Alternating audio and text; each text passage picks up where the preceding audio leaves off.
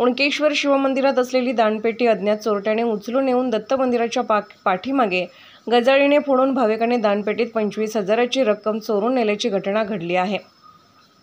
सदर चोरटा हा सीसीटीव्ही कॅमेऱ्यात कैद झाला आहे। श्री संस्थान ओणकेश्वर येथील हेमाडपंथी शिवमंदिरात रात्रीला वॉचमन म्हणून काम करत असणारे पोचना कटकामावर हे नेहमीप्रमाणे सकाळी उठून शिवमंदिरात गेले असता मंदिरात असलेली दानपेटी चोरी झाल्याचे त्यांच्या निदर्शनास आले, अशी माहिती संस्थानचे व्यवस्थापक कणाके यांना दिली। त्यावरून वनौषधी विकणारे कर्मचारी पवन धुर्वे यांना सोबत घेऊन पाहणी केली असता दत्त मंदिरामागे या दानपेटीची कुलूप न तोडता गजाळीने दानपेटी फोडल्याचे आढळून आले।